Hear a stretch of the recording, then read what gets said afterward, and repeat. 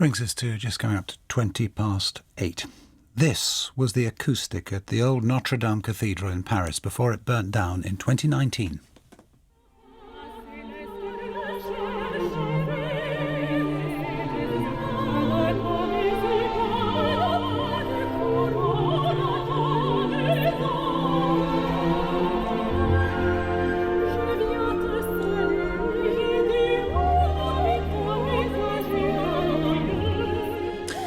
There we are, the 850th anniversary concert. It was back in 2013 that concert was held. The cathedral is being rebuilt. In fact, it's been pretty much rebuilt and is going to be opened next year to worshippers and to the public. But it was not just the look that needed to be achieved. It was also the acoustic. Will the new cathedral sound like the old one? That at least is the aim. And Brian Katz is on the line, who's the co-director of the Acoustics team who've been working on Notre Dame. Good morning to you.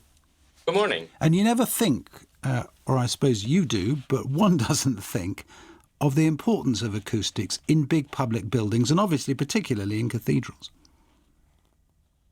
Yeah, I mean, I think the acoustics is quite important for any kind of performance space. And obviously, the cathedral has a lot of performance, both religious and secular. But it's also just a sensation of the place that is quite transmitted through the acoustics. You feel kind of the awe of the space when you're there. And you were involved with Notre Dame before the fire. You knew about that anniversary concert and the extraordinary sound that was created there.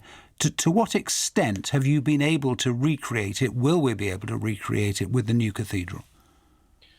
Well, what we've done a lot is to recreate virtually what the acoustics is, to kind of test what the proposals are for the restoration to make sure that there's no changes in the acoustics. And so that's what our main goal is. Right now, the building is full of scaffolding and we're kind of just surveying what's going on with the hopes that once it reopens or starts to reopen, we can get more involved in testing and seeing how it has changed and trying to keep it the way it was before. And when you talk about it changing, the smallest change, I'm assuming, a bit of carpet here where there wasn't some before, that a window covering, that kind of thing. Is that what we're talking about? In some sense, there's also just the fact that it's been cleaned to such an extent. And we know from other restoration projects that removing all the dust kind of raises the high frequency reverberation of a space. But there's also a lot of restoration and changes going on in the side areas, such as the carpeting, for example, that we know when it was added in the circulation area to reduce the foot noise of tourists also changed the acoustics. So something like that is what we're paying attention to. Does the age of it have an impact which you're going to find difficult to replicate? In other words, I'm thinking of the pews, I'm thinking kind of the physical, particularly the wood. I mean, does that all affect an acoustic? Because you would naturally think that there might be reverberations going on that were not immediately obvious to be picked up to the human ear, but were there. Probably not so much the aging of material outside of it just becoming dusty, but we know that the pews they're talking about replacing with more of a high-tech pew that may even have some integrated lights and some integrated subtitles. So we're looking at kind of a structure that's quite different from before. With different materials? Well, if it has to include kind of electrical components, it won't be the same old straw bamboo probably, but that's kind of a detail that hasn't been resolved yet. How confident are you you'll manage it, that actually the acoustic will be either the same or better than it was back where we were listening to it there in 2013? I think since the restoration was pretty honest to the previous state of the building, we're not going to see large changes, architectural changes like changing the shape of the vaults or the materials.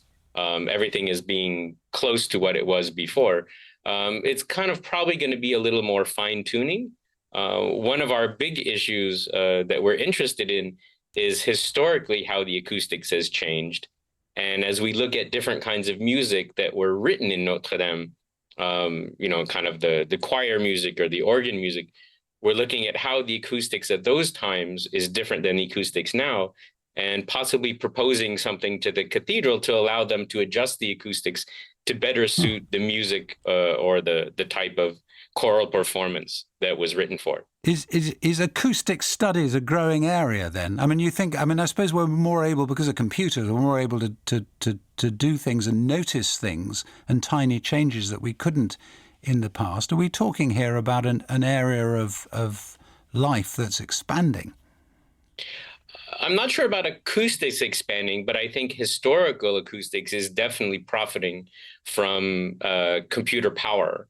And we can actually simulate and predict acoustics in a much better way than we could 10 years ago or 20 years ago when I started doing this kind of work. Just the computing power that we have allows us to really create a simulation of Notre Dame, albeit it takes about a week to run the simulations that we run. It's not the question of 3 or 4 months, which is what it would have been about 10, 20 years ago. Brian Katz, co-director of the Acoustics team working on Notre Dame. Thank you very much.